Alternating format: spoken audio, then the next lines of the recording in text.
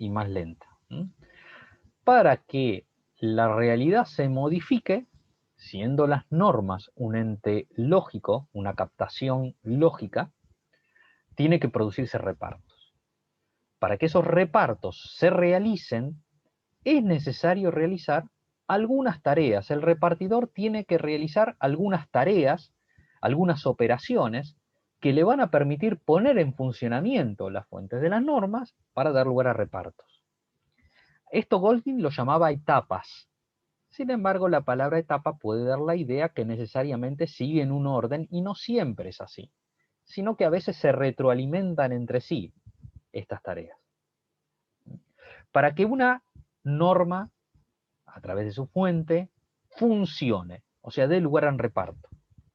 Por un lado, el repartidor, el que tiene que producir el reparto, tiene que saber si hay una norma y si la fuente con la cual captan la norma está vigente. Y esa tarea se llama reconocimiento. Tenemos este caso, esta situación jurídica. Queremos repartir de acuerdo con el reparto proyectado captado en la norma. ¿Hay norma? ¿Hay algún reparto proyectado captado en una norma para este caso? Dicho vulgarmente, ¿hay alguna ley referida a esto? ¿Hay algún decreto? ¿Hay alguna disposición administrativa?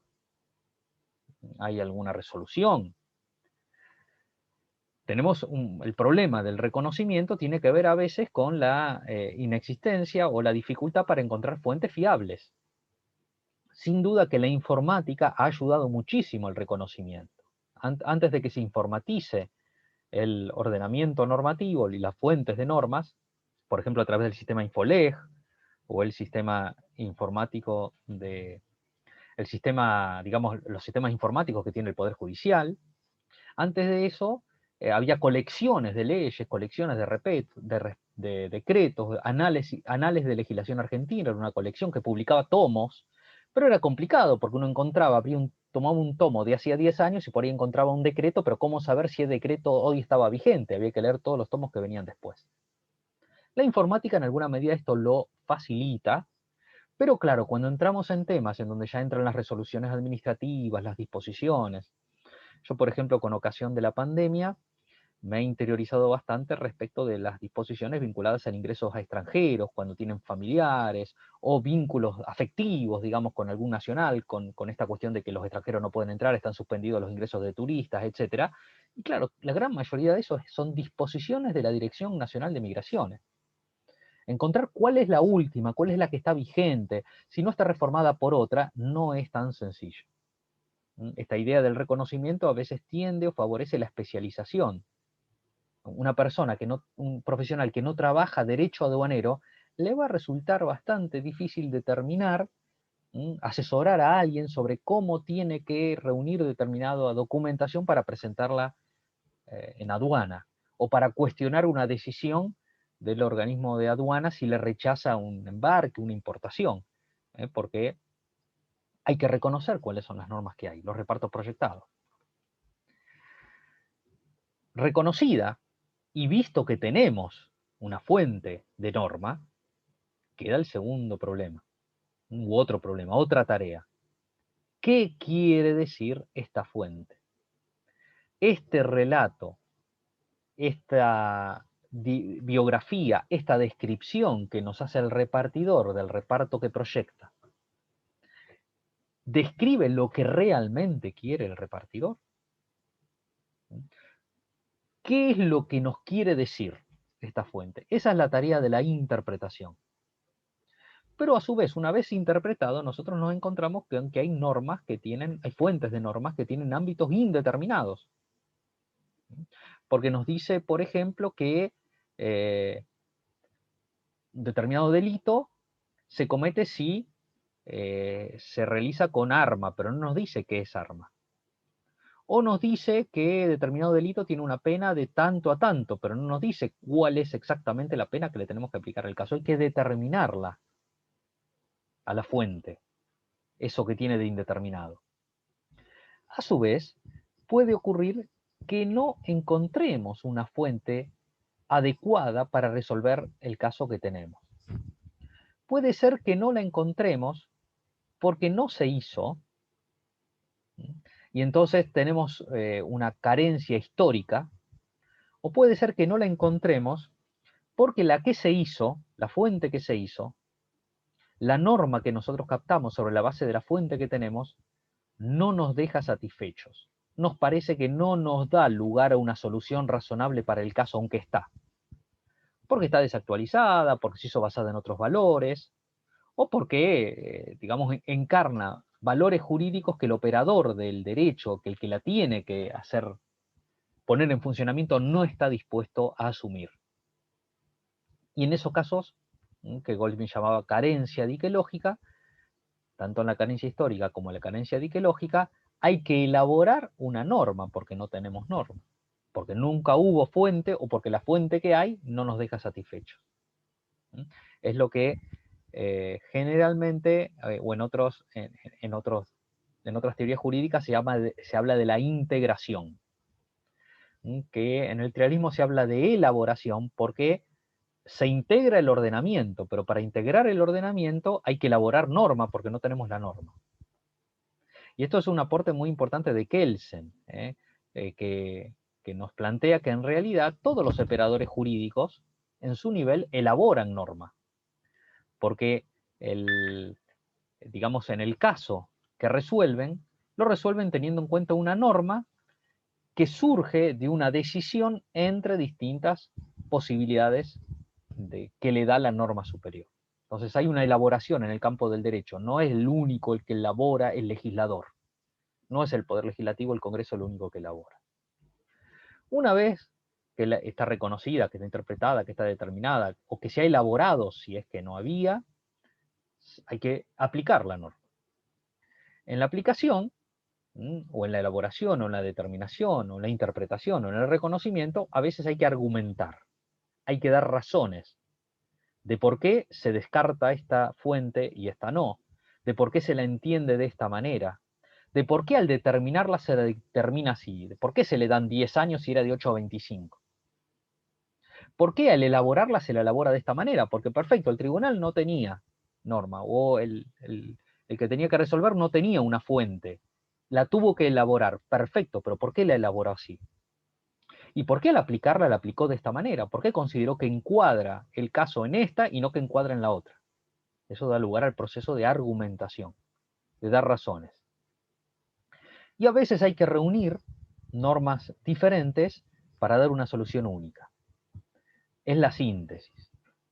Por ejemplo, si nosotros estamos ante un concurso, ante una quiebra, en la quiebra va a haber acreedores laborales, acreedores con créditos con títulos ejecutivos, cheques, pagarés, acreedores con deudas civiles, acreedores con deudas garantizadas por derechos reales de garantía, etcétera, etcétera. Y todas esas fuentes, las que regula el derecho laboral, las que regulan los títulos circulatorios, los títulos comerciales, las que regulan las garantías reales, las que regulan los contratos civiles, todas esas hay que reunirlas porque el patrimonio del fallido es uno único, y todos concurren, por eso se llama concurso, la quiebra, porque concurren todos, y entonces hay que llegar a una síntesis para ver cuánto se le va a dar a cada uno del patrimonio, quiénes van a recibir y cuánto y quiénes no van a recibir.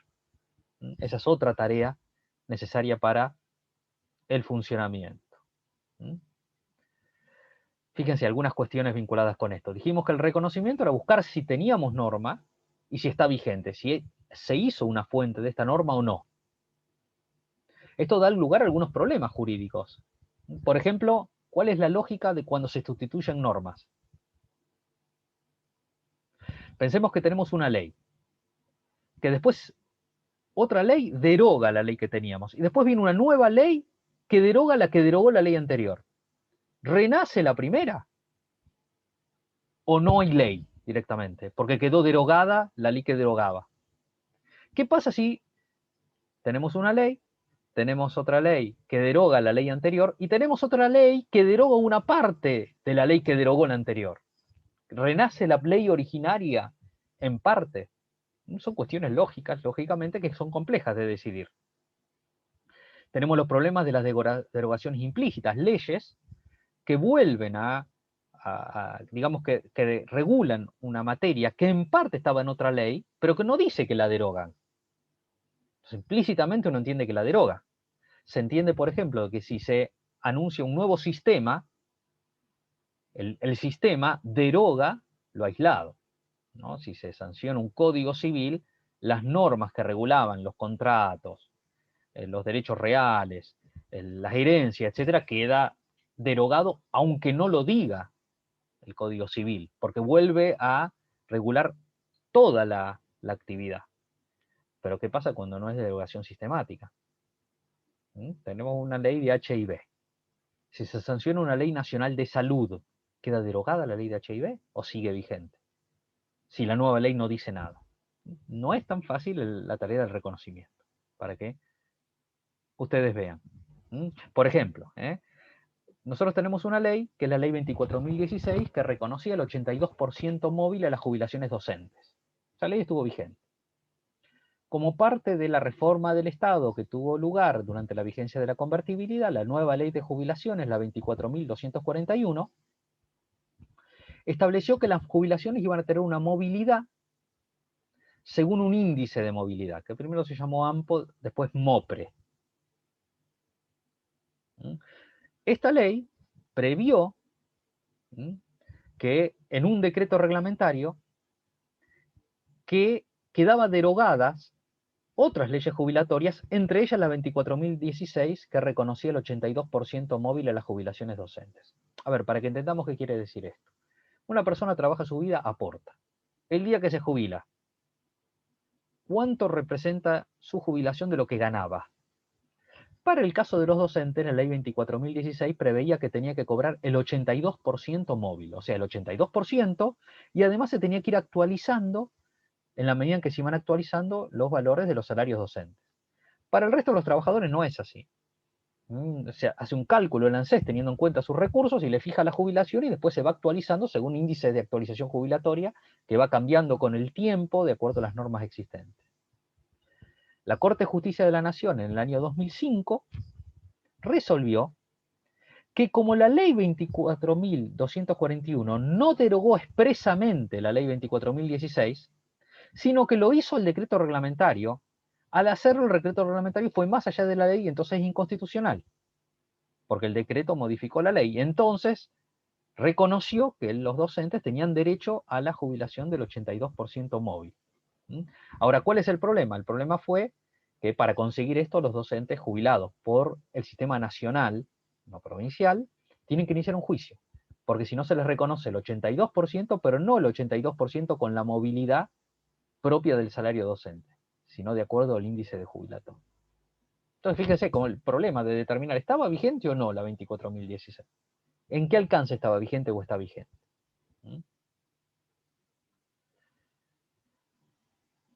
Lógicamente, todas estas tareas del funcionamiento, reconocimiento, interpretación, aplicación, también son un reparto, porque interpretar de determinada manera una norma es un reparto. La Corte Suprema ha tenido que interpretar si el DNU del presidente, suspendiendo las clases en el AMBA, era constitucional o no. Eso es una interpretación. Tuvo que interpretar la Constitución y la regulación del derecho de la educación en la Constitución. Al interpretar, repartió, dio un reparto, asignó potencia o impotencia, como también había hecho el presidente al hacer el DNU. Y eso hace que se genere una tensión entre el autor del reparto captado por la norma y el autor del reparto del funcionamiento. Porque tenemos el reparto que fue el DNU y el reparto que es la sentencia de la Corte interpretando la Constitución y los alcances de la Constitución respecto del DNU. Y tenemos a los repartidores convencionales constituyentes también. Entonces hay una tensión entre distintos repartidores con estas tareas. Vamos a la tarea siguiente, al reconocimiento, la tarea de la interpretación. En la tarea de la interpretación, nosotros tenemos distintos modelos jurídicos y teorías jurídicas. Kelsen nos propone un modelo de interpretación con una gran discrecionalidad del operador. Lo que nos dice Kelsen es que interpretar consiste en fijar el marco de posibilidades dentro del cual el operador aplica, dentro del cual el operador crea una fuente de norma o una norma, sin que eso pueda ser controlado científicamente porque es discrecional. Si lo que nos dice Kelsen es, ¿qué es interpretar la Constitución? Es fijar el marco dentro del cual se pueden hacer las leyes. ¿Qué es interpretar las leyes y la Constitución? Es fijar el marco dentro del cual el juez puede crear la sentencia. Pero el juez, al crear la sentencia, crea una solución dentro de muchas posibles, porque le daba un marco a la ley y la Constitución. No les daba una única solución, sino un marco. Ese marco surge de la letra del enunciado normativo. Mientras lo que resuelva el juez no vaya en contra de la letra de lo que dice el marco normativo, es una solución jurídicamente aceptable. ¿Por qué la letra? Porque recordemos que Kelsen no admite ni una dimensión sociológica ni una dimensión diquelógica en el derecho. Entonces no le podemos decir al juez, no, pero eso que usted está resolviendo va en contra de lo que quiso, porque lo que quiso es un hecho, el legislador. O no le puede decir al juez, no, pero eso que usted resuelve va en contra de la justicia, porque la justicia es un valor, no entra en el derecho. Entonces, mientras esté en el marco de la letra de las normas, lo que hace el juez es válido jurídicamente. Mientras esté dentro de la letra de lo que dice la Constitución, lo que hace el legislador es válido jurídicamente también. Esa es la posición de Kelsen.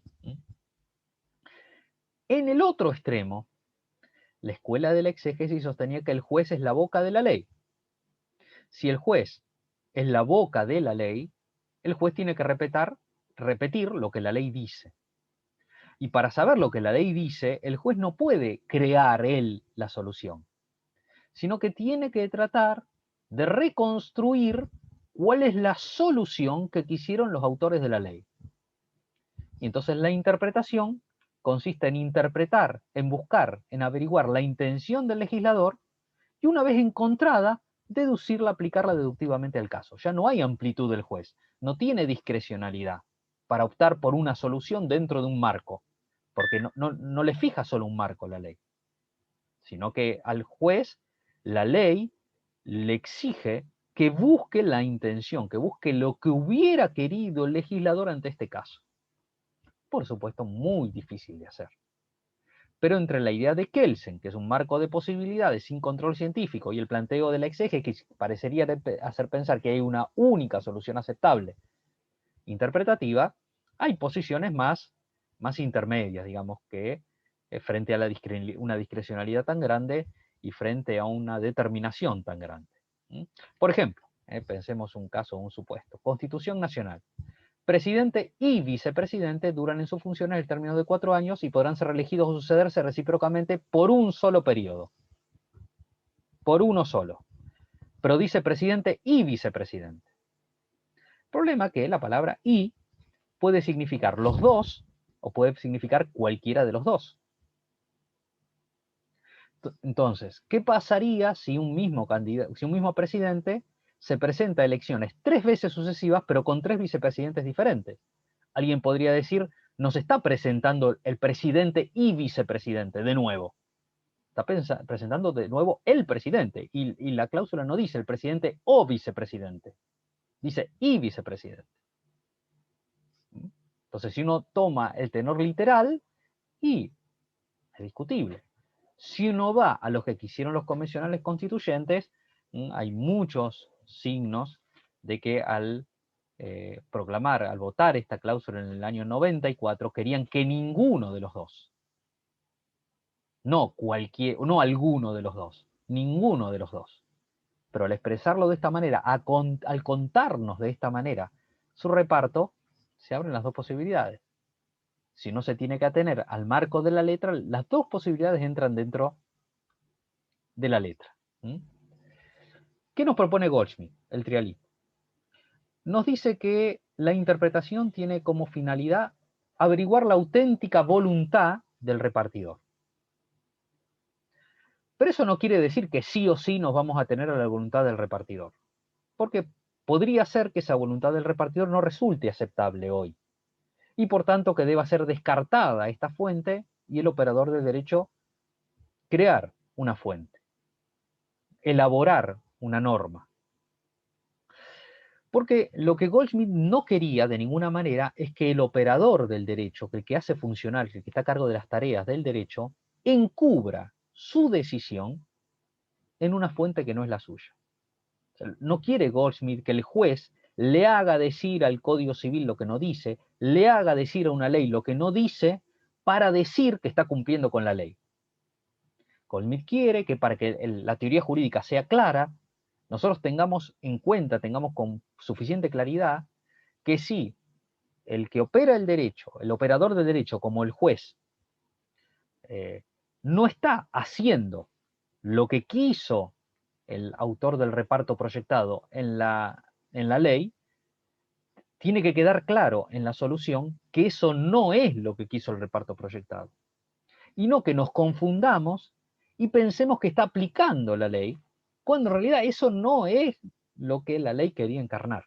Aunque puede ser válido que lo haga, porque Goldschmidt admitía que el que tiene que poner en funcionamiento las fuentes normativas puede declarar carencia de fuente normativa cuando la que tiene, cuando la norma que tiene fruto de esa fuente es una norma que no le permite dar una respuesta satisfactoria al caso. Tomando las ideas de Radbruch, cuando es gravemente injusta. Goldschmidt admite que si es gravemente injusta, el operador del derecho no la aplique, declare la carencia y elabore norma. Lo que no admite es que nosotros pensemos en la teoría jurídica que está aplicando la fuente de la norma, la ley, cuando en realidad la cambió para justificar que en realidad estaba cumpliendo con la ley, cuando en realidad no era la voluntad del legislador lo que está cumpliendo. Para eso propone Goldschmidt la idea de que la interpretación tiene como fin el valor fidelidad, que encarna fidelidad. Fidelidad quiere decir que describe fielmente, que describe tal como es la voluntad del repartidor.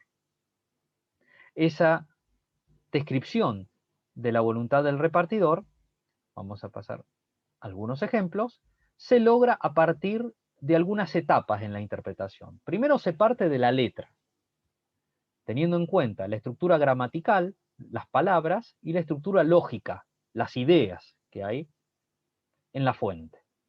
Después una etapa histórica. Hay que buscar en la realidad cuál era la intención y cuál era el fin del repartidor. Para eso nos podemos valer de apoyos auténticos, o sea, de lo que el mismo repartidor nos dice. Porque a veces a una ley, el mismo repartidor la aclara después en otra ley. O a un decreto, el Poder Ejecutivo lo aclara mediante otro decreto. Ese es el apoyo auténtico, lo que habitualmente se conoce como interpretación auténtica. Lógicamente, para que sea realmente auténtico, tiene que ser exactamente el mismo repartidor, no el mismo órgano. Una ley interpretativa que sanciona un Congreso integrado por distintos legisladores varios años después de la ley anterior no es auténtico en realidad. En realidad no es realmente interpretación. Porque el que nos puede contar lo que quiso repartir fue el que repartió. O se puede también, para esta interpretación histórica, ser auxiliada por componentes sistemáticos. Si yo tengo una fuente y quiero saber qué me quiso decir el autor de la fuente, el repartidor, es útil ver qué dijo el repartidor en otras fuentes. Y ese es el aspecto sistemático. Miro el sistema, porque a lo mejor con lo que dijo en las otras fuentes, me aclara lo que quiso decir acá. Una vez que tengo la interpretación literal y la interpretación histórica, las comparo, y fruto de esa comparación puede surgir una interpretación estricta, o sea que está bien, que lo que expresa la letra coincide con lo que quiso realmente el legislador, el autor del reparto. Puede ser que lo que dijo en realidad es más de lo que quiso decir y la tengo que restringir a la norma, o puede ser que lo que dijo es menos de lo que quería decir. Un típico ejemplo de esto: prohibido entrar con perros. Sanciona una autoridad. No quiso decir con perros solamente, porque si alguien entra con un oso tampoco puede entrar. Entonces hay que extenderla a la interpretación, para que realmente la norma exprese con fidelidad la voluntad del autor. O sustitutiva, porque a veces dijo una cosa, pero en realidad quería decir otra. Utilizó mal la terminología. Y entonces a través de la interpretación sustitutiva corregimos la norma para que reconozca la voluntad del legislador. Sin duda que estos problemas dan numerosos problemas jurídicos, el tema de la interpretación. Cuando tenemos órganos colegiados, ¿la voluntad de quién tenemos que interpretar? Tenemos una ley, la ley la vota el Congreso, en donde hay bloques, en donde no todos los han leído los legisladores antes de votarla, algunos la votaron por disciplina de bloque, otros votaron en contra de lo que querían votar. O sea, su voluntad era otra, pero votaron de esta manera, o su deseo era otro. En donde hay partes de la ley que surgen de una cosa de la otra, entonces es complejo. La disciplina a veces de bloque que se impone. Tenemos interpretada la ley, supuesto que la tenemos. Ahora, puede ser que después de interpretar la fuente de la norma y la norma, nos encontramos que no, para este caso no es. O que es para este caso, pero que no estamos dispuestos a repartir teniendo en cuenta esta fuente. En esos casos, es posible pensar que el encargado del funcionamiento pueda declarar que hay una carencia de fuente de norma, o que hay una laguna en el ordenamiento, porque no tiene la fuente de la norma o porque la que tiene no le sirve. Carencia histórica, carencia axiológica o diquelógica. No hay históricamente porque no se hizo, o no hay porque la que se hizo la deja de lado por una razón de valores, por una razón de justicia. Hoy en día, con la importancia que le da el sistema jurídico a las cuestiones vinculadas con la igualdad entre el varón y la mujer, es posible que se encuentren algunas fuentes normativas que están inspiradas en una idea de superioridad del varón respecto de la mujer. Seguramente un operador del derecho deba descartar esas fuentes a la hora de aplicarla por no responder a valores que son exigidos en la sociedad de hoy.